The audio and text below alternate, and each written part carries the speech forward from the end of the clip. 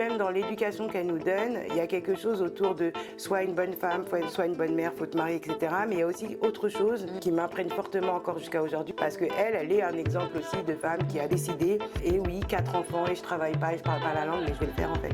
On n'accepte pas l'inacceptable. Bienvenue chez Ami Attitude, l'émission, le podcast dédié aux entrepreneurs, aux activistes, aux artistes et à toutes les personnes qui se prennent en main. Je suis Ami Attitude et aujourd'hui je vous raconte leur histoire.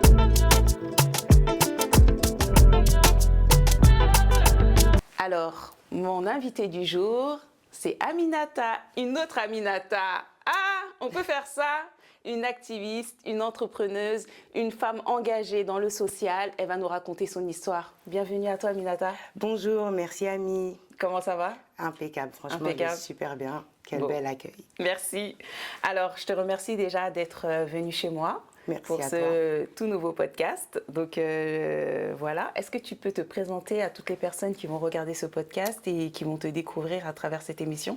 Bah oui, donc je m'appelle Aminata Ndiaye Masengo. Je suis maman de 3 enfants, éducatrice spécialisée de formation, et puis la copine, la fille, la cousine de, accessoirement. Tout ça. Ok. Alors, avant de commencer, je t'ai demandé de choisir une carte pour te présenter. Donc, est-ce que tu peux montrer cette carte à la caméra et la décrire et nous expliquer pourquoi tu as choisi cette carte, cette image? D'accord, donc du coup moi j'ai choisi cette image qui représente un cœur parce que je me considère comme un être d'amour, aimant et aimé. J'ai la chance, en fait, depuis que je suis toute petite, d'avoir reçu énormément d'amour, que ça soit de ma maman, de mes sœurs. Enfin, voilà, j'ai toujours été un peu choyée. Et du coup, aujourd'hui, bah, j'essaie de le rendre au maximum. Donc voilà, je me considère avant tout comme une personne qui essaye d'être dans l'amour et la bienveillance, que ça soit dans la vie familiale comme dans la vie professionnelle. Donc j'ai trouvé que cette carte me représentait plutôt bien. D'accord. Est-ce que tu peux bien la montrer à la caméra? Super. Est-ce que tu peux nous dire tes origines, d'où tu viens? Quelles sont tes origines? Alors du coup, moi je suis sénégalaise mauritanienne d'origine, née en France, donc de nationalité française. Ok. Et mes parents sont vraiment moitié-moitié. Donc ma mère est née au Sénégal mauritanienne et mon père est né en Mauritanie sénégalaise. Ah, d'accord. Et donc moi je suis née en France, donc ça fait franco-mauritanienne sénégalaise. Très bien, très bien. On a pratiquement les mêmes origines, parce que moi je suis originaire du Mali et de la Mauritanie. Et voilà. Au-delà d'avoir le même prénom maintenant. C'est ça, les sœurs. On est des cousines en vrai. C'est ça, exactement. Ok. Donc la présentation est faite. Maintenant, on connaît Aminata, mais on va rentrer dans le vif du sujet. Et ce pourquoi je t'ai invitée aujourd'hui, c'est par rapport à ton travail, à ce que tu fais sur les réseaux, parce que je t'ai découvert sur les réseaux. Et je voulais qu'on parle vraiment de cette histoire, ce goût que tu as pour le social, parce que tu as dit que tu as été éducatrice spécialisée. Mais au-delà de ça, tout le travail que tu fais dans le social. Donc, comment ça a commencé cette histoire? Dis-nous tout. Alors, comment commence cette histoire? Elle commence naturellement. Je suis une élève studieuse, mais surtout très engagée dans ma scolarité, mais surtout dans la vie au lycée, au collège. Donc, je suis déléguée du collège, déléguée du lycée, déléguée des élèves. Je suis à la tête de certaines manifestations qui me donneront des déboires plus tard. Mais voilà, au départ, je me lançais plus dans des études de médecine. Voilà, je me voyais médecin ou infirmière. Finalement, c'est pas le cas, mais je suis quand même dans le soin différemment. Je commence mes études, je vais en sociologie, je fais un peu de psycho, je me cherche. Je fais de l'animation, beaucoup d'animation, et puis je pense que c'est là où naît cette envie d'aller plus loin, parce que finalement on reçoit des jeunes qui traversent des problématiques familiales, qui nous confient des choses, et là en fait j'ai envie d'aller plus loin, mais le système fait que toi, petit animateur, non, tu es là pour animer, tu n'es pas là pour foutre la zizanie. Donc en fait on essaie de nous faire taire, alors que nous on avait envie d'aller plus loin, aider ces enfants qui confiaient des choses. Et c'est là en fait où l'idée de changer peut-être de voie et d'être dans quelque chose où on peut mieux accompagner les difficultés émerge. Cependant, je reste là dans l'animation et un jour, on avait une fête des enfants, ma sœur, elle arrive et elle voit la scène, elle voit le milieu dans lequel j'évolue et en fait, elle me dit, mais non, Amy, non, non, je suis désolée, non, tu peux pas rester là, t'es étriquée, non, c'est bien l'animation pour un temps, mais non, Et c'est là, du coup, que je décide de me lancer dans l'éducation spécialisée. Je vais passer les premiers concours pour le faire en internat. Malheureusement, nos parents, ils ne sont pas forcément préparés à ça. À l'époque, je vis avec ma mère et mes sœurs. Donc, mes parents sont divorcés, étaient divorcés. Et du coup, quand arrive l'opportunité d'aller passer un diplôme en internat, c'est compliqué. c'est pas possible même. Ma mère, elle se disait, mais l'internat, c'est genre Beverly Hills, là, où tout le monde est avec tout le monde, les filles, les garçons, tout. Non, ça va pas être possible. Donc, du coup, je revois un petit peu ma trajectoire et puis je vais me lancer dans des structures d'accompagnement, voir un peu si c'est ce que j'ai envie de faire. Et je vais travailler, passer mon diplôme d'éducatrice spécialisée et travailler dans des institutions comme ça pendant une quinzaine d'années. D'accord. Donc, avant de me lancer à mon propre compte. Ok. On va revenir un peu en arrière parce que tu as dit énormément de choses intéressantes. Tu as parlé d'internat et tu as dit qu'à cette époque, c'était compliqué. Mais j'ai envie de dire même aujourd'hui, hein. Issus de familles africaines, on sait à quel point laisser les enfants partir comme ça à l'aventure, c'est pas quelque chose de commun, on va dire. Même si maintenant c'est un peu plus ouvert, c'est encore compliqué. Je sais pas si tu es d'accord avec moi par rapport à ça. Je suis plutôt d'accord. Et alors, je suis plutôt d'accord, mais maintenant, on va dire que la nouvelle génération de parents, c'est nous. Moi, par exemple, je vois ma fille, elle a 18 ans. Donc là, elle est en train de regarder Parcoursup, les études supérieures. Je pense qu'on est quand même moins fermé à l'internat. Parce que c'est préparé, parce qu'à un moment donné, selon ce que nos enfants font, je sais pas, je te donne le milieu du sport, on sait très bien qu'il va y avoir un départ assez précoce. Mais c'est vrai que ça reste compliqué et on a une idée reçue. En tout cas, moi, je pense que ma maman avait une idée reçue, mais pas forcément erronée, de ce que c'est l'indépendance jeune, la mixité. Tu es dans un cadre qui... Tu plus sous contrôle, quoi. Ouais, tu vas découvrir des choses, tu vas vouloir découvrir des choses, tu prends un peu ton autonomie, ton envol. Du coup, je pense que pour ma mère, la réussite, c'était oui, travaille bien à l'école, mais marie-toi. Marie-toi, fonde une famille, etc. Et c'était pas forcément en adéquation avec le fait d'aller en internat et de s'éloigner un petit peu de cette projection familiale et de... Exactement. Voilà. Ok, d'accord. Donc, tu n'as pas été en internat finalement? Non.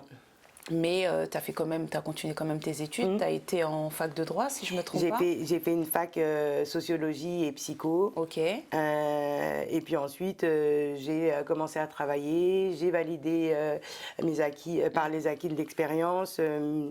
Après, j'ai fait pas mal de formations, voilà, médiation, accompagnement des familles. Gestion de conflits, posture. Ok. Donc, de l'animation, tu t'es professionnalisée, on va dire, hein, c'est ça? Je suis passée dans le social. Ok, dans le social. Au final, tu t'es quand même rapproché de ton premier objectif, le médical, parce que le social, pour moi, c'est aussi du médical, hein, médico-social, comme on dit. Aujourd'hui, tu es éducatrice spécialisée, c'est bien ça? Exactement. Et en quoi consiste ce métier? Eh bien, c'est simple, l'éducateur spécialisé, finalement, qu'est-ce qu'il va faire? Il va travailler partout où il y a de la souffrance. D'accord.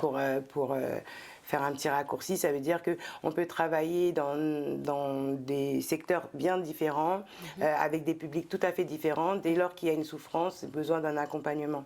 Donc ça peut être le secteur du handicap, les mères isolées, les jeunes qui vont être placés en structure, mais aussi ceux qui vont avoir un profil judiciaire, l'insertion, enfin vraiment les toxicomanes, C'est le vaste. propre de l'être humain, dès qu'il y a une souffrance, dès qu'il y a quelque chose qui nous empêche d'avancer, et ben là, l'éducateur spécialisé a sa place. D'accord. Donc tu travaillais d'abord en institut, dans une structure, dans ou tu une t'es mis maison tout de suite dans d'enfants, ton... non, maison d'enfants à caractère social. Ok. Donc ce sont les enfants qui sont placés. Ok. Hein, et donc qui sont éloignés de leur famille pendant un temps parce que ils ont besoin, alors soit d'être protégés, soit justement les parents ont besoin de régler certaines choses, ou ça peut être des enfants qui ont posé des problèmes et dont le juge des enfants décide qu'il y a une mesure d'éloignement. Donc j'ai commencé comme ça et c'est là où je me suis fait les dents parce que finalement on travaille surtout sur le jeune, sur l'accompagnement, sur le quotidien, mais la partie scolarité pour les jeunes qui arrivaient sur le territoire français sans papier, on était aussi dans l'accompagnement et puis il y a tout ce travail à faire avec la famille et là il y a un vrai enjeu parce que du coup on vous enlève une partie de vous, Oui. voilà. Donc il faut travailler sur l'acceptation mais aussi sur comment mettre en place les choses pour justement que l'enfant retrouve sa place parce que la place des enfants c'est dans leur famille. Bien sûr, bien sûr. Donc ça a dû être difficile, complexe. C'était comment tu as vécu ça, cette période? Alors on apprend, donc on est curieux, on veut tout savoir, on veut tout explorer, on croit beaucoup qu'on peut changer tout, qu'on peut tout changer. La plus grosse difficulté que j'ai rencontrée, c'est quand je suis rentrée dans le métier, vraiment, je me souviens, ma première chef de service m'avait dit, tu sais Aminata, t'es trop empathique.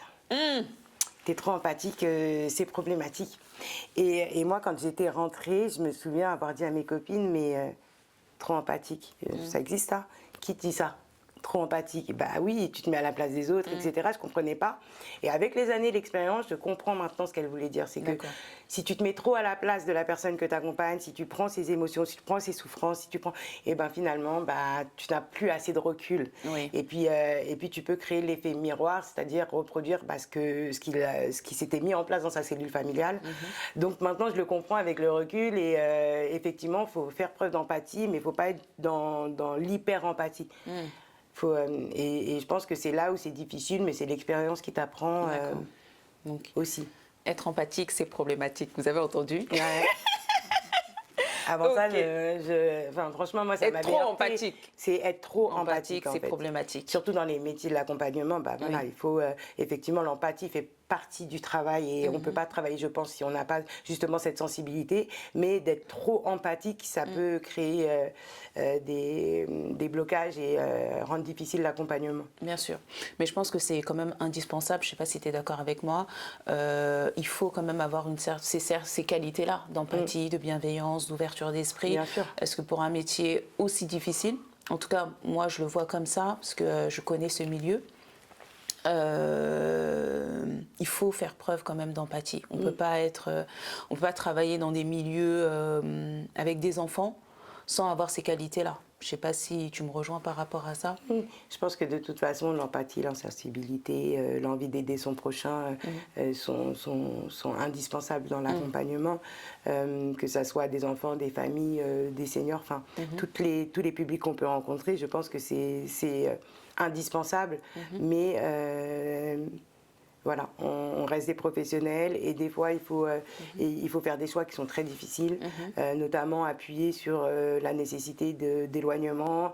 Et là, si tu es dans l'hyper-empathie, le problème c'est que tu peux te mettre à la place du parent en te disant non mais quand même, et ne pas faire les bons choix. Alors que des fois il y a des choix qui sont très difficiles à faire et il faut les assumer.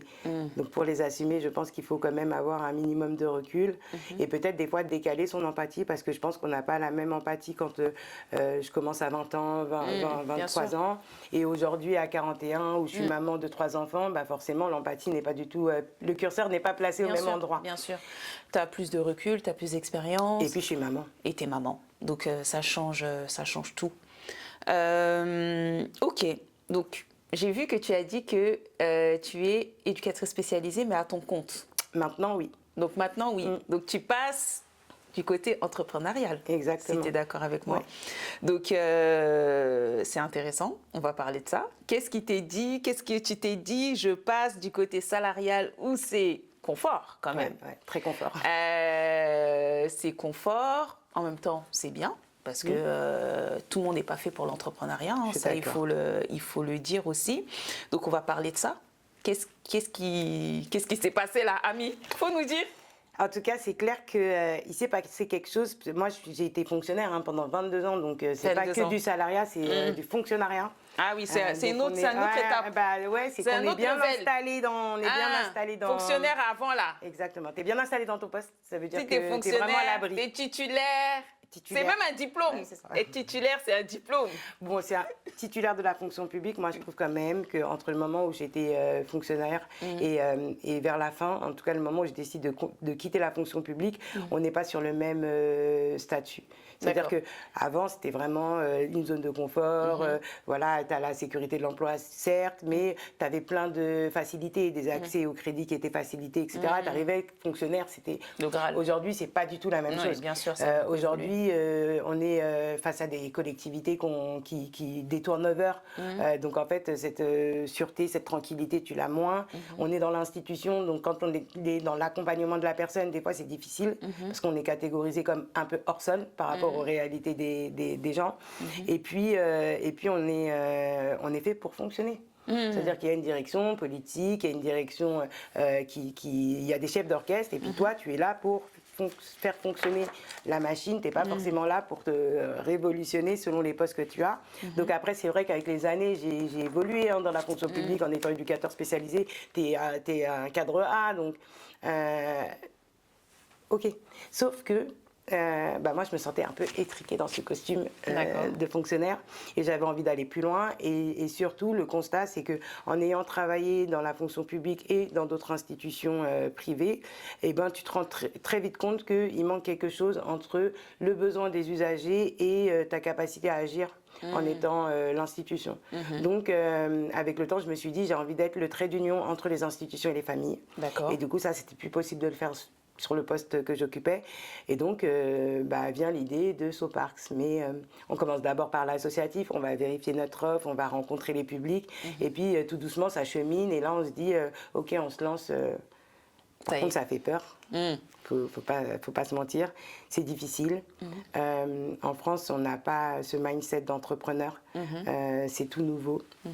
Donc, voilà, on a été un petit peu modulé pour, un peu à l'image du fonctionnariat, quoi. Être de bons employés. Et d'accord. Donc ça y est, tu t'es lancé. Se lancer, c'est pas C'était en quelle année? Alors, je crée l'association en 2013, mais du coup, l'association, je la garde en étant sur mes différents postes, voilà.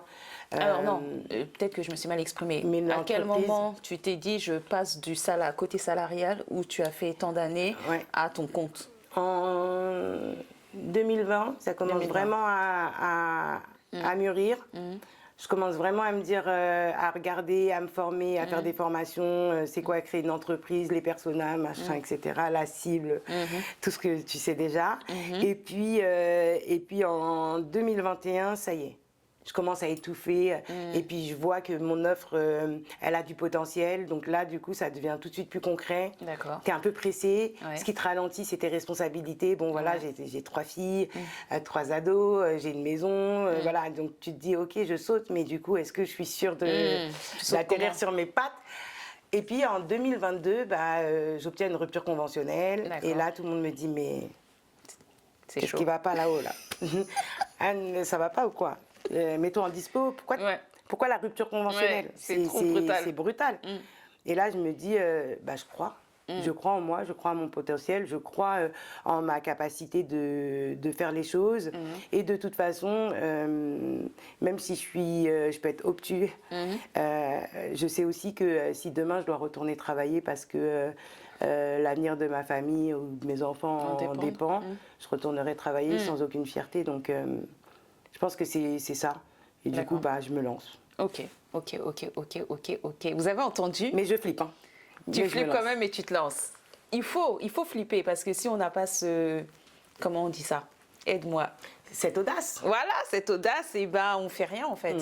Donc c'est intéressant ton parcours de se dire j'étais bien au chaud, j'étais bien confortable, mais je décide de tout arrêter parce que mon envie est plus forte en fait et que tu as ciblé un besoin, en tout cas au niveau de l'accompagnement, au niveau de la parentalité, au niveau du côté social et humain, et tu te dis ok, je vais le faire là. Donc, c'est très bien. Après, c'est une période quand même, 2020, on connaît, hein, 2020, c'était chaud pour tout le monde. Hein. Le Covid, après, bah, justement, moi, j'étais bien au chaud en 2020 parce que du coup, c'était du chômage technique. Moi, j'étais fonctionnaire, donc j'étais à la maison, j'étais payée. Voilà, je m'occupais de mes enfants, mais j'avais pas à me soucier de si j'allais être payée à la fin du mois ou pas payée. Donc pour moi, la période Covid, c'est vraiment, j'ai profité de chaque minute avec mes enfants. Bon, je me suis arraché les cheveux au début. Du coup, j'avais podcasté parce que je m'ennuyais, un truc genre vie de famille. D'accord. On entend les cris derrière les murs, hein. Mais c'est vrai que c'est une période compliquée, mais quand on a la sécurité de l'emploi et qu'on n'est pas impacté financièrement, ce moment de pause te permet aussi de te réajuster. D'ailleurs, il y a plein de gens qui ont changé Bien après, sûr. qui se sont réorientés. Donc, je pense que c'est là où vraiment tu te dis qu'est-ce que je peux faire pour être utile et comment je peux le faire. Non, c'est bien. Cette période a beaucoup, enfin, toute la population, hein, ça a mis une pause, mais ça a permis à certaines personnes dont ton parcours que tu nous dis, de faire une pause et de se dire qu'est-ce que je peux faire, qu'est-ce que j'ai envie de faire. Parce qu'en général, c'est pas au moment du Covid. Ça veut dire c'était déjà dans ta tête depuis un moment, c'était là. Je ne sais pas quel côté du cerveau, mais c'était là et tu t'es dit, là, c'est le moment. Et en plus, encore plus d'audace par rapport au fait que tu as cette sécurité. Tu es payé, tu n'avais pas le problème de certaines personnes qui n'avaient pas de revenus, qui étaient en difficulté. Et on sait à quel point ça a été problématique pour certaines familles, parce qu'il y a des familles qui sont déchirées à cette période-là. Mais toi, ça t'a permis justement de te lancer, c'est ça? Ça permet en tout cas de mûrir le projet, de faire des petites formations sur l'entrepreneuriat, de bien comprendre le contexte, l'environnement, les risques. Et après, après le Covid, je retourne quand même travailler, mais avec une autre idée en tête. C'est maintenant comment elle va se concrétiser. Très bien, très bien. On va faire une petite pause. Ouais. Hein? On va parler d'Aminata, l'autre Aminata. Enfin, c'est toujours la même, c'est toi. Tu vois, ça fait bizarre, je lui dis Aminata, moi-même, je suis Aminata. C'est bizarre de s'appeler soi-même. Hein. Tu vois, c'est trop chelou, mais bon. On va parler d'Aminata, l'enfant, l'adolescente ou la jeune adulte. Mais d'abord, tu vas goûter mon bissap, hein, parce que j'ai fait un bissap que pour toi. J'ai hâte, Hein? j'ai hâte. Il faut goûter Comme ça. Comme tu t'appelles Aminata, il peut être que bon. J'espère. On va pas gâter. Je fais tout doucement. Tu goûtes, tu me donnes ton avis. Ok. Vas-y. Vous avez vu, elle a mis que la moitié du verre. Hein. Mais parce qu'il faut que tu goûtes. Je vais y revenir. Hein. Il faut que tu goûtes. Tout ça là, c'est pour toi. C'est comment? Je vais le finir. Tu vas le finir. Alors, je remplis. Tu n'as pas trop de sucre. Il faut venir. Hein. Pas trop de sucre. Ça, c'est bissap spécial Aminata. Je n'ai pas acheté, hein, je l'ai fait moi-même hier. J'ai bien lavé les feuilles là. J'ai mis le sucre roux, la menthe, le sucre. Et j'ai laissé reposer que pour elle. Voilà. Et franchement, je vais le déguster en pensant à vous. Voilà. Merci, Ami. De rien. Hé, Fatou, l'assistante, est-ce que tu veux goûter toi aussi? Vanessa, est-ce qu'elle veut goûter aussi? Elle veut goûter, hein. Vous avez vu à la caméra? Bon, continuons. C'était la petite parenthèse. Elle va faire une pub bientôt, elle va vendre le bissap. Vous ne savez pas encore, mais ça arrive. Même pas. Je suis pas douée comme ça. Ok. Donc, comme je te disais, on va parler de la petite Aminata. Donc, toutes les Aminatas sont des amies. Hein. Donc, la petite Ami, comment elle était? Est-ce qu'elle était combattante? Est-ce qu'elle était au contraire toute discrète? Est-ce que tu peux nous dire un petit peu comment tu étais? Eh bien, Aminata, si tu arrives à te décrire, parce que des fois, c'est compliqué. Hein. Aminata petite, il y a plusieurs étapes. Ah, ok. Allons-y. Je vais goûter mon bissap. Aminata bébé et très petite fille, c'est une Aminata. Ouais, t'as vu ça. C'est une Aminata qui, comme je l'ai dit tout à l'heure, qui arrive dans une époque où on faisait encore les élections Miss Bébé, qui a son petit carton en rentrant à la maison, Miss Bébé 1984, là, mars 84. Et ça va me poursuivre pendant quelques années, le bébé qui est tout mignon, qui est aimé, qui est choyé, voilà. Je me souviens encore, même toute petite, à la cité. Alors moi, on dit une cité, mais j'y suis retournée quand même, je tiens à dire quelque chose. Fontenay-sous-Bois, là, vous m'avez menti. Je suis née à Fontenay-sous-Bois. En fait, je suis née à Fontenay-sous-Bois dans le 94 et j'ai grandi dans une petite cité, enfin ce qu'on appelait une petite cité, et qui s'appelle Pasteur, dans le vieux Fontenay-sous-Bois. D'accord. Donc moi, pour moi, j'ai grandi en cité. Sauf que j'y suis retournée à l'âge adulte et c'est plutôt une petite résidence. Ah. Dans un quartier bien. Donc quand je déménage de Fontenay pour arriver à Villepinte, je découvre ce qu'est une cité. La vraie une vraie cité. Voilà. Donc j'arrive à 11 ans et là je me dis, ah oui d'accord, c'est grand, alors que là c'était tout petit, c'était des petits bâtiments. Donc, mais à Fontenay-sous-Bois, on était, voilà. Après il y avait des cités plus grandes, hein, mais je tiens à dire quand même que Pasteur, c'est une résidence. Pasteur, c'est une résidence. On ne sait pas c'est où, mais Pasteur, c'est une résidence. Mais en tout cas, c'est bien parce que du coup, c'est dans cette résidence que je grandis, dans un environnement en tout cas qui est très sain et multiculturel. Franchement, on ne fait pas de différence ni de religion, ni de couleur. On est tous mélangés, etc. C'est vraiment Benetton. Le Benetton à l'ancienne, c'était ça. Moi, j'ai grandi comme ça. J'arrive à Villepinte à 11 ans. Autre ambiance. Non. Ouais. Plus communautaire. D'accord. Les Noirs d'un côté, les Arabes de l'autre. Quelques-uns qui se mélangent, mais pas tout à fait. Okay. Les autres origines, français, portugais, etc. Et moi, j'arrive là et ça, c'est pas moi, ça. Donc très rapidement, je fais ma troupe Benetton, celle dans laquelle je me sens bien et qui me suit jusqu'à aujourd'hui. Multiculturelle, multi-ethnique, multi-religion, enfin la vraie vie quoi. D'accord. Donc tu as Aminata petite à Fontenay-sous-Bois qui est là dans l'insouciance, qui fait son petit bonhomme de chemin. Et puis j'arrive à Villepinte, donc vers 11 ans. Et là, tu as Aminata qui me montre un peu du doigt, genre... C'est bizarre, t'es une Renoir, mais pas comme les autres. Tu parles bien, t'exprimes bien, tu mélanges les genres. Bah, c'est bizarre. C'est bizarre, quoi. C'est bizarre. Celle qu'on pousse tout le temps là pour les entretiens, pour appeler, etc. Et je comprends pas vraiment, parce que pour moi, en fait... c'est normal. Oui. Limite, ce qui est anormal, c'est de faire la différence. Mais bon, on grandit, on est dans l'adolescence, etc. Et puis, le côté un peu rebelle. Donc, il y a eu Ami, la petite mignonne. Là. Et puis après, Ami, la rebelle. D'accord. L'adolescence un peu rebelle. Et puis, Ami, la jeune fille, qui a un corps qui change, qui ne comprend pas trop. Du coup, qui est un peu borderline, qui joue un peu avec les limites de tout. Les limites de la vie, les limites du respect, les limites... D'accord. Puis, Ami, jeune adulte, qui comprend que, en fait, si je ne rentre pas à l'heure, c'est chaud, parce que ma mère va me tomber dessus. Mais en vrai, tu survis quand même. Bah oui.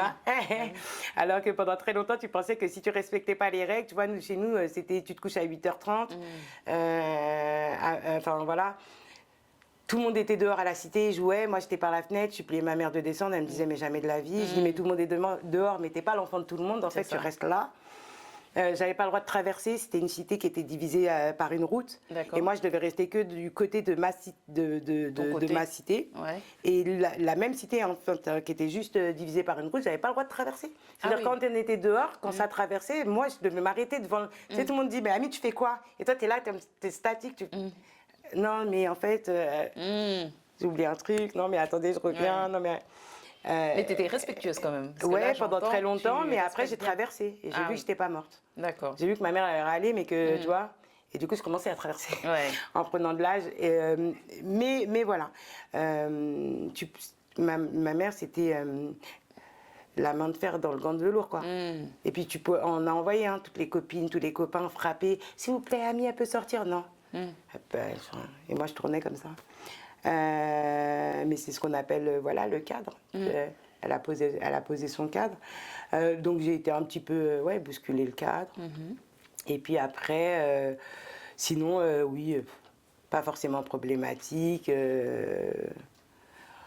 J'ai grandi dans une famille, une fratrie de 7. Donc on est 4 enfants d'un premier mariage. Ensuite, ma mère a divorcé. Et j'ai mes 3 frères et sœurs qui arrivent après. Donc, une amie insouciante qui croque la vie à pleines dents, mais qui prend quand même ses responsabilités à tour de rôle, puisque on est 7, moi je suis la 3e. D'accord, j'allais te demander. Donc, quand l'aînée elle part, la responsabilité elle repose sur la 2e, puis ensuite sur moi la 3e. Mais moi, j'aime bien jouer. J'ai ma petite sœur on a 18 mois d'écart, donc très vite, moi, j'allais jouer, je lui laissais les tâches. Donc après, c'était la bagarre. Et puis après, on a cette responsabilité parce qu'on a les 3 petits derrière. Donc voilà, un peu quand on parle de parentification, on est aussi un peu là-dedans parce que on prend des responsabilités qui ne sont pas forcément les nôtres. Maman lit pas, donc faut lire les courriers, mais il faut faire aussi les rendez-vous scolaires, etc. Donc on reproduit un petit peu la façon dont on a été éduqué sur nos frères et sœurs. Et aujourd'hui, en étant adulte, même quand on en reparle, bah, des fois, t'as mes frères qui, eux, l'ont plutôt bien vécu et sont plutôt dans une reconnaissance de ce qu'on a pu faire en tant que grande sœur pour eux. Et une de mes sœurs avec qui on a eu un long échange, parce qu'elle ne comprenait pas, elle dit « Mais pourquoi tu étais dure comme ça avec nous? Pourquoi tu me faisais ça en fait ma phobie scolaire, en fait, c'est toi. Quand mes bulletins ils arrivaient, tu me criais dessus, tu me tapais et tout. » Elle dit « Mais pourquoi tu étais comme ça avec moi ?» Et toi, tu as une clé de lecture qui est complètement différente. Tu te dis, mais qu'est-ce qu'elle me raconte? Et en fait, tu te rends compte que, bah oui, le fait d'avoir la charge de tes frères et sœurs en étant très jeune, tu reproduis un petit peu la façon dont tu as été éduqué. Et puis, tu fais tes choix, tu avances sans trop te soucier. Et quand elle me dit, mais t'es pas du tout la même avec tes enfants. Et effectivement, t'es pas la même avec tes enfants parce que c'est pas le même parcours, les responsabilités sont pas les mêmes. Tu deviens un parent aussi, tu portes un enfant, etc. Tu as grandi. Donc il y a plein de choses comme ça, mais ce qui fait sens avec mon activité d'aujourd'hui finalement. D'accord, ok. Ton histoire, en tout cas, je comprends un petit peu pourquoi tu as choisi ce métier. Parce que tu t'occupais aussi de tes petits frères, de petites sœurs d'une manière ou d'une autre. Ça rejoint un petit peu ce que tu fais aujourd'hui, tu t'occupes des autres. Alors, tu as dit quelque chose qui pour moi est très très très important et que j'aimerais qu'on développe devant la caméra. C'est que en fonction de tes origines, en fonction d'où tu viens, tu n'as pas la même enfance que ton voisin. Tu vois, là, ce que tu disais, moi, je l'ai vécu également et je pense que d'autres personnes le vivent aussi, c'est cette responsabilité qu'on a sur les petits frères, sur la fratrie, parce que les parents, ils n'ont pas eu cette chance d'aller à l'école ou très peu. Et donc, on a des responsabilités d'adultes très vite. Et notre rapport à la vie ou notre rapport aux autres n'est pas du tout le même. Est-ce que tu as un avis par rapport à ça ? Oui, j'ai un avis par rapport à ça et je pense qu'effectivement, ce qu'on est aujourd'hui, c'est fait aussi de comment on a grandi, d'où on vient. On a ces responsabilités sur les plus jeunes et du coup, très rapidement, on doit faire preuve d'une certaine maturité. Et voilà, il y a le temps où je suis amie la grande sœur et j'ai la charge des plus petits, donc je sors avec mes copines, mais je sors en même temps mes frères et sœurs. Et puis il y a le moment où tu es juste amie et tu n'as pas les frères et sœurs. Mais moi, en tout cas, dans la façon dont je l'ai vécu, c'était vraiment quelque chose de naturel qui n'a pas pesé ou qui n'était pas une contrainte, mais c'est une transmission, c'était la suite logique. Et après, comme je l'ai dit, je suis la 3e. Ça veut dire que même quand le relais m'est passé, j'ai quand même 2 sœurs au-dessus de moi. Donc je suis une fausse aînée. Enfin, je suis une aînée, mais... pas trop, quoi. Voilà, ça va. Quand c'est compliqué, etc., j'ai quand même ce relais, j'ai quand même mes 2 grandes sœurs qui sont là. Donc, et puis moi-même, je suis encore très jeune, donc en fait, je suis encore sous la coupe de ma sœur aînée. Donc en vrai, c'est une semi-responsabilité. En gros, tu prends les tâches ménagères et tu sors tes frères et sœurs, tu gères un petit peu les courriers et tout. Mais les grandes décisions, en vrai, tu les prends pas. Donc moi, en tout cas, je les que sur le tard, quand je suis devenue vraiment adulte. Et encore, c'est de la concertation. C'est-à-dire qu'on se concerte à chaque fois quand il y a des décisions à prendre pour les plus jeunes, etc. Des fois, il y a une urgence, donc tu vas le faire, mais en vrai, il y a toujours ma sœur au-dessus. Bon, tant mieux pour toi. Hein. Félicite la sœur. Je ne sais pas comment elle s'appelle, ta sœur. Alisata. Et clairement, oui. Ok. C'est parfait. Par rapport à ce que tu disais, tu es maman également aujourd'hui. Tu es maman de 3 filles qui sont grandes en plus. Hein. C'est des ados, si j'ai bien compris. Alors, elles ont 13, 15 et quasiment 18. Oui, alors une qui est une jeune adulte et des ados à la maison. Donc, ça doit être sport, hein. Plus 3 filles là. Ouf. Allah.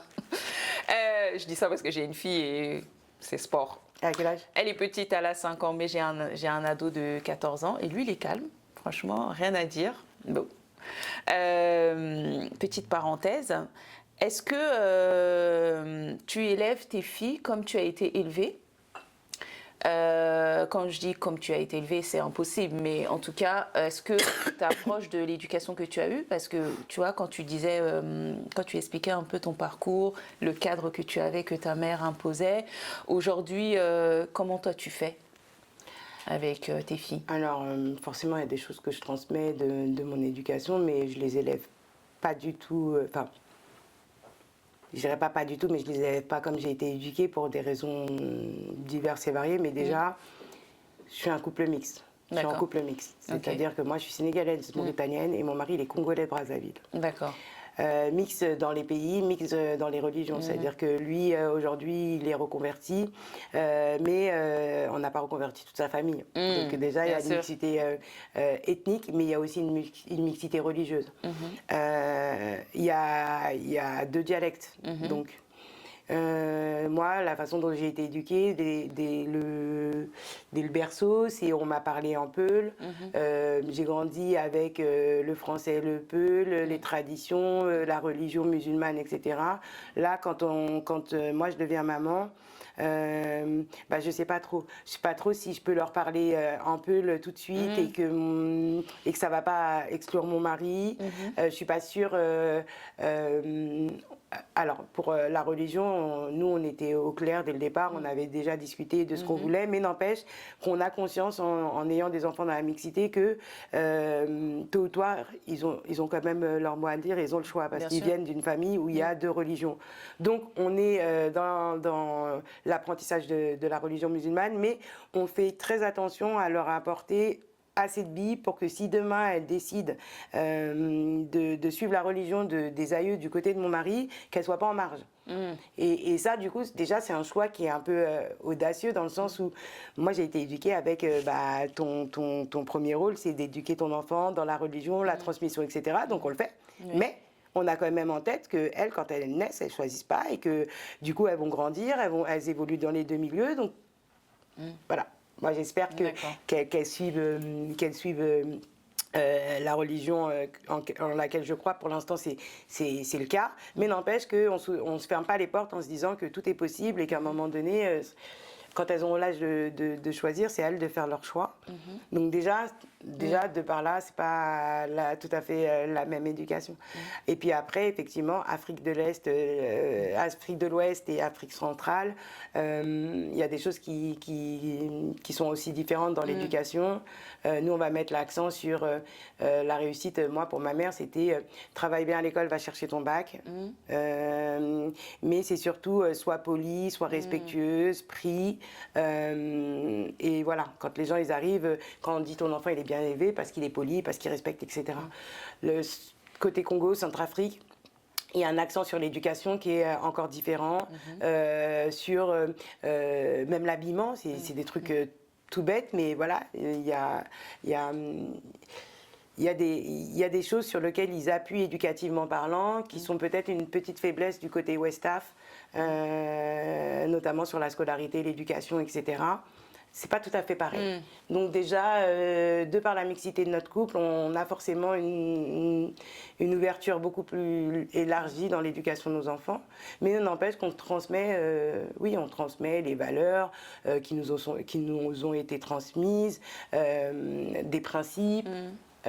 Chacun y va de comment il a grandi. Par exemple, au Congo, on n'appelle pas l'aîné par son prénom, mais c'est Yaya. Donc, moi, mes filles, elles vont dire Ya Neila, Ya Lili. Bon, Imani, elle n'a pas de chance, c'est la dernière. Mon chien, il ne sait pas parler, donc il ne peut pas dire Ya Imani. Mais voilà, ça, on le garde. Et de l'autre côté, bah, voilà, tout ce qui a un attrait à la culture sénégalaise, mauritanienne, etc. aussi. Donc, c'est un mix. ouais, mais du coup, non, c'est pas pareil. Et puis après aussi, nous, on est nés en France. Oui. Donc nos modèles éducatifs, ils sont à mi-chemin. Donc non, je pense qu'on n'éduque pas de la même façon. D'accord. En tout cas, toi, c'est mon ressenti. C'est ton On ressenti. essaie de transmettre le maximum de ce que nous, on a perçu comme étant des choses qu'on veut garder. Mais on fait le tri, on remixe. et ça donne, oui, ça donne des enfants bien différents. Ok. C'est important ce que tu as dit, c'est que tu es un couple mixte. Parce que souvent, enfin très souvent, on voit un couple mixte, une personne blanche, une personne noire. Or que la mixité, c'est pas ça. La vraie définition de la mixité, c'est ce que tu viens de dire. Clairement, on a les mêmes difficultés qu'un couple de couleurs différentes. Hein. Très clairement, tu l'as dit, la culture est différente, la religion est différente, les rapports à la vie sont différents et on n'attend pas la même chose d'une famille issue, comme tu as dit, hein, de la religion musulmane ou d'une autre religion. Et la manière de grandir, tout simplement, hein. Comme tu as dit, on est de la même culture, on attend d'une femme qu'elle ait au moins son bac. Si elle a son bac, ça va. Mais encore, bon, voilà. Mais surtout qu'elle sache cuisiner, qu'elle sache être une future bonne épouse. En tout cas, moi, j'ai été élevée comme ça. Et bien sûr, ça tend à changer parce que nous sommes des femmes différentes qui ont eu une éducation vraiment différente, étant donné qu'on a grandi et né en France. Donc, ça crée cette double éducation. Je ne sais pas si tu es d'accord avec ça. Oui, je suis d'accord. Après, moi, je sais que ce qui change aussi la donne, c'est qu'il y a cet aspect culturel et religieux, parce que chez moi, c'est très ancré. Pour autant, aujourd'hui, quand les gens ils me voient, ils se questionnent des fois. Tu vois, parce que pour moi, c'est vraiment quelque chose qui appartient à la sphère privée. Mais ma mère, elle divorce dans les années 80. Moi, je suis née en 84. En 87, entre 87 et 89, c'est la période du divorce. À l'époque, une femme qui arrive d'Afrique, qui est en France grâce à son mari, qui veut divorcer, clairement, ça se fait pas. Ça se fait pas. Donc, elle doit braver aussi toutes les difficultés qui sont liées avec. Mais du coup, je suis éduquée par une maman seule, dont les frères et sœurs, la communauté dit bah, attention, si tu divorces, ne débarque pas chez moi avec tous tes enfants. Donc très rapidement, elle troque le pagne contre un pantalon pour aller travailler et nous faire manger. Du coup, même dans l'éducation qu'elle nous donne, il y a quelque chose autour de soit une bonne femme, soit une bonne mère, faut te marier, etc. Mais il y a aussi autre chose qui m'imprègne fortement encore jusqu'à aujourd'hui, c'est soit indépendante, travail, et à un moment donné, éduque tes enfants. Plus que soit une bonne femme docile, etc. Parce qu'elle est un exemple aussi de femme qui a décidé de ne pas être victime de violences conjugales. Et oui, 4 enfants et je travaille pas et je parle pas la langue, mais je vais le faire en fait. Je vais mettre à l'abri mes enfants et elle divorce à une époque où ça se fait pas vraiment et où elle va pas être soutenue et elle va mettre un pantalon et elle va prendre des cours de français et elle va aller bosser jusqu'à pas d'heure et du coup effectivement derrière ça fait sens quand elle nous dit va chercher ton diplôme, quand elle nous dit on n'accepte pas l'inacceptable. Bien sûr. Et c'est un héritage fort mais au détriment parfois de mon mari ou d'autres personnes qu'on peut rencontrer ma route avant lui, mais parce que du coup j'ai vraiment moi en tout cas ce côté indépendante et attention quoi. Ouais. Non, c'est très très important ce que tu dis parce qu'aujourd'hui, en 2026, bien sûr qu'on a une autre lecture et qu'aujourd'hui une femme qui a son indépendance c'est quasiment normal, mais autrefois, à l'époque de ta mère, entre autres, j'imagine le combat. Franchement, courage. J'imagine à quel point, parce qu'aujourd'hui c'est dur, mais d'une autre manière. Des femmes qui sont seules avec des enfants, c'est très dur. C'est ça. Mais c'est beaucoup plus accepté dans la société et même dans les familles. Hein. Un homme qui te comporte mal, on va te dire, faut laisser ça. D'un point de vue personnel, je le sais très bien. Autrefois, on t'aurait pas dit, on t'aurait dit reste. Tu vas aller où? Mouni. Tu vas aller où? Qu'est-ce qu'il t'a fait? Ça, c'est rien. Les hommes de dehors, ils font pire que ça. Il faut rester. Tant que ton loyer il est payé, là, il faut rester. Même si le loyer n'est pas payé, il faut rester. Tu vas aller où?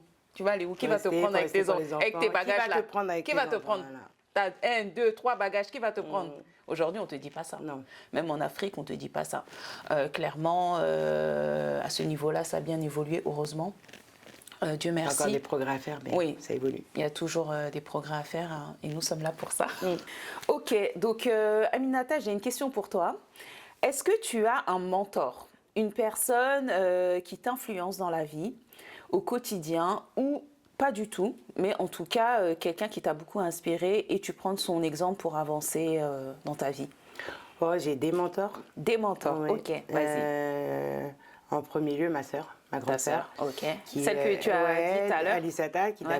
qui d'ailleurs a été décorée et qui est chevalière de la Légion d'honneur. Yeah. Par rapport à son engagement. D'accord. Donc elle lutte contre les violences faites aux femmes, les mariages forcés, via le GAMS. D'accord. Mon mari, qui est Ton aussi mari. le cofondateur de Soparks. Alors lui, c'est vraiment, c'est the mentor, quoi. Même des D'accord. fois, là, c'est presque la bagarre.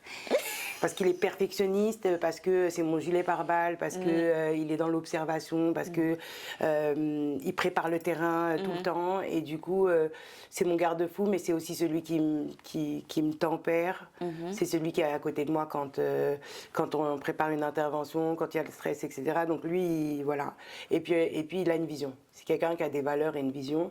Et du coup, c'est pas la peine d'aller chercher bien plus loin que ce que tu as à côté de toi. Voilà, il a des principes, il a une vision. Et en plus, voilà, il travaille un peu dans le média training, toutes ces choses-là. Donc, c'est quelqu'un voilà, qui a un regard aussi très objectif sur ce que tu renvoies, ce que tu fais, la cohérence entre ce que tu es, ce que tu incarnes et les propositions qu'on peut te faire. Et d'ailleurs, il est un peu garant de ce cadre pour pas qu'on s'éparpille parce que pas forcément, voilà.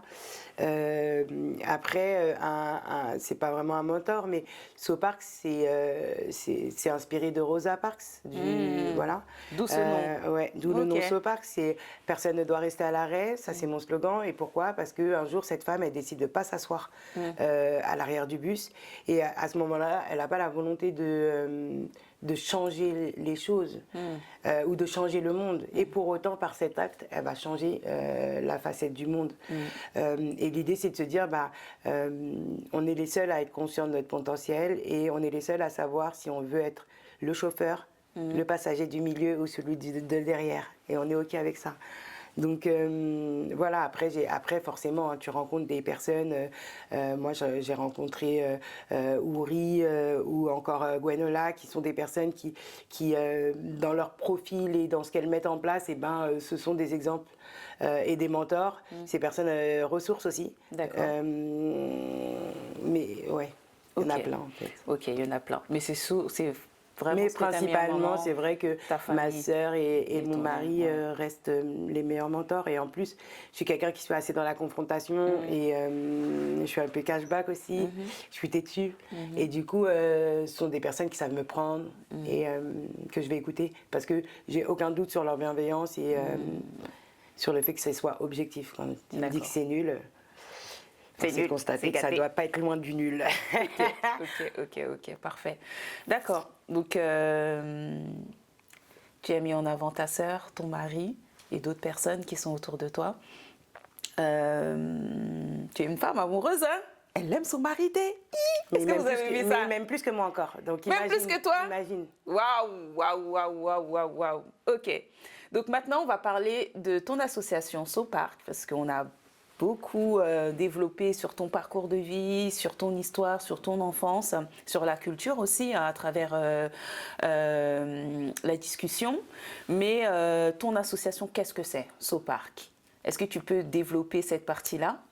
Eh bien, Soparks, c'est simple. Soparks, c'est une entité qui veut accompagner les gens, mais qui d'abord et avant tout est créateur de liens et d'espaces où on va pouvoir échanger, confronter nos idées et s'émanciper.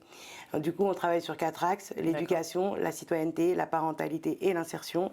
Et du coup, on va accompagner les associatifs, les familles, mais aussi les institutions et les professionnels à justement avoir des espaces qui soient safe.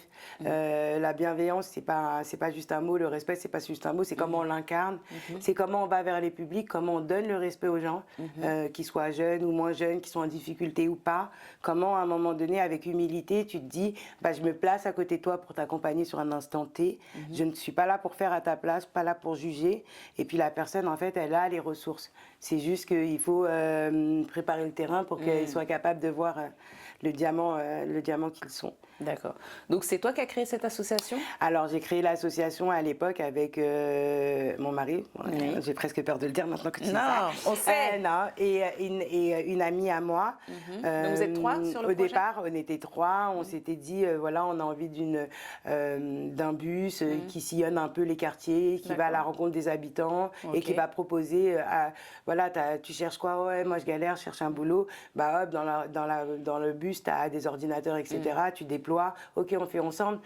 Et puis après, on s'est mis un peu en pause parce qu'il y a eu l'arrivée des enfants.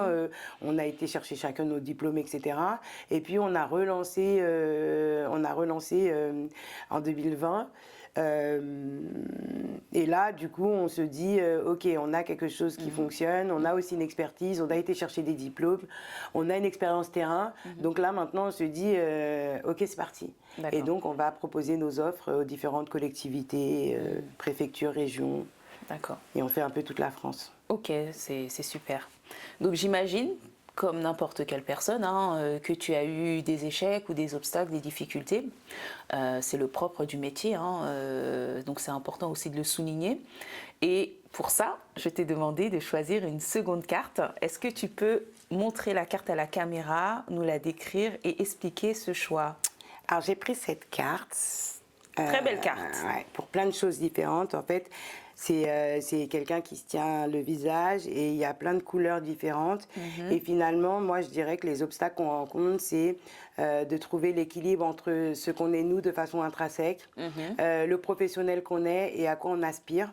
Et des fois, on a les compétences, on sait qu'on est au bon endroit, on est aligné, mais c'est l'autre qui va essayer de te faire douter. Et donc, c'est toujours un petit jeu d'équilibre entre, je dis n'importe quoi, moi je forme des professionnels, des fois je vais arriver sur le lieu de formation, c'est moi la formatrice. Bien sûr. Et pour autant, quand tu arrives, alors moi j'aime bien en plus me fondre dans la masse.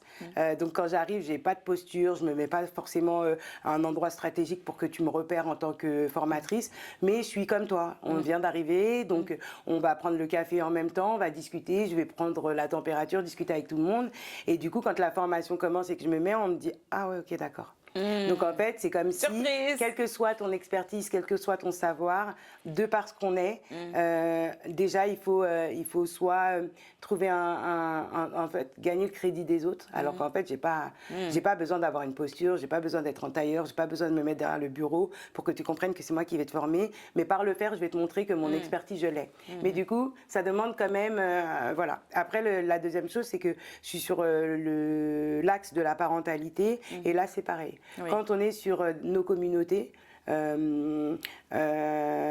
pose pas de problème, au contraire, il y a même une fierté de voir que la personne qui va mener l'atelier est une personne qui nous ressemble, qui va peut-être plus nous comprendre, ce qui n'est pas forcément la réalité, mais en tout cas, tu n'as pas besoin de gagner l'adhésion des gens parce que déjà, parce que tu es, même dans les classes avec les jeunes, il faut dire ce qui est.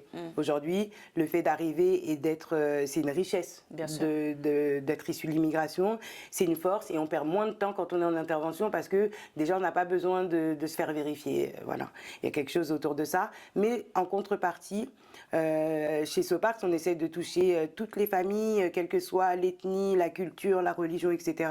Et là, il y a un réel frein, c'est que quand tu arrives face à certains publics, c'est comme s'ils te regardaient en disant « C'est toi là qui va m'apprendre à moi comment éduquer mes enfants, alors que c'est vos enfants à vous qui éclatent le pays. Qu'est-ce que tu me racontes ?» Et je pense que les gens, ils n'osent pas le dire, mais c'est une réalité. C'est-à-dire, on parle parentalité, éducation, là où on nous montre du doigt comme étant la population qui n'éduque pas, la population qui laisse les enfants tout saccager. Nos parents, nous, on est dépassés, on est des familles monoparentales, on a trop d'enfants, etc. Et la dame, elle a le culot de venir devant moi et me dire qu'elle, elle va m'aider à régler mes problèmes. Non, non, non. Et donc, des fois, bah ouais, t'arrives et paf, tu vois. Et donc, on va essayer de te discréditer, on va essayer de te titiller pour voir si tu as vraiment un savoir. Une fois que tu as l'expertise et que tu l'as mis sur la table, ça y est, tu as l'adhésion des gens. Mais tu as perdu du temps. Et c'est pareil sur les questions de laïcité, etc. Bah, tu arrives, tu es musulmane, tu es une femme, tu es noire, tu es issue des quartiers, tu viens parler laïcité, tu as toujours un qui se croit plus intelligent que l'autre et qui vient qui te dit je crois que c'est faux ce que vous dites. Et là, tu es obligé de le caler en 2-2 et là, tu as gagné l'adhésion de tout le monde. Mais voilà, c'est toujours un petit jeu d'équilibre et il faut vraiment être aligné. Parce que du coup, des fois, dans le regard des autres ou dans la façon d'interagir avec toi, ils te font penser que tu n'es pas légitime à faire ce que tu fais ou que tu n'es pas à la bonne place. Donc nous on a fait par exemple une masterclass en préfecture, voilà, où c'est nous qui mettons en place la masterclass, etc. dans la préfecture, mais encore tu as des gens qui voudraient te faire penser que tu n'es pas légitime à le faire ou que tu es légitime que parce que tu vas parler des quartiers, que tu es dans les quartiers prioritaires. Ah oui c'est bien, vous œuvrez pour les vôtres, non. On œuvre pour l'être humain en fait. Et ça revient à la carte, on est amour. En fait, c'est pas une question de couleur, mais ouais. Donc, faut toujours jongler entre la femme, celle des quartiers, la noire, machin, l'experte, pas l'experte. Donc, c'est pour ça que cette carte, je la trouve très intéressante. Ah là là là là, j'ai aimé ce que tu viens de dire. Vraiment, je me reconnais en toi, en ce que tu dis. On est de la même génération, on a le même âge.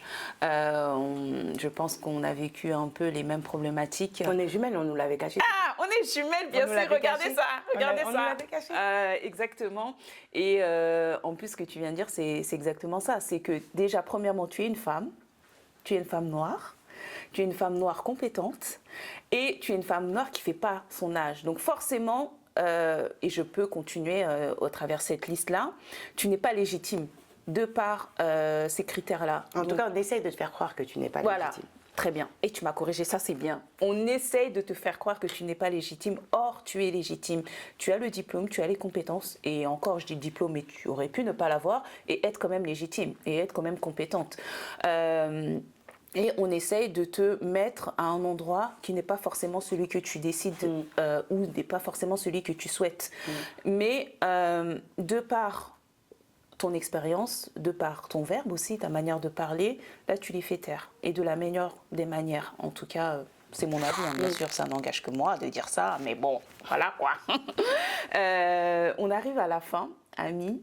C'était un plaisir.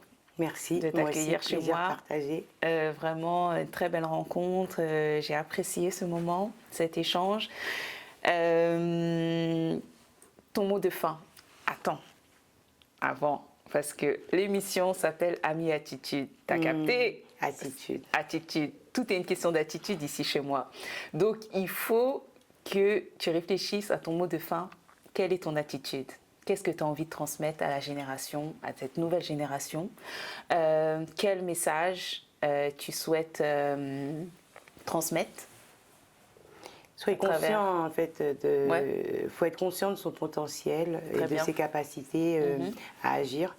Et une fois que toi, tu es conscient de ce que tu es, ce que tu vaux, laisse personne le dire à ta place, où est-ce que tu dois être en fait. Il n'y a que toi, et trouver cet alignement c'est important, c'est pour ça que mon slogan c'est personne ne doit rester à l'arrêt.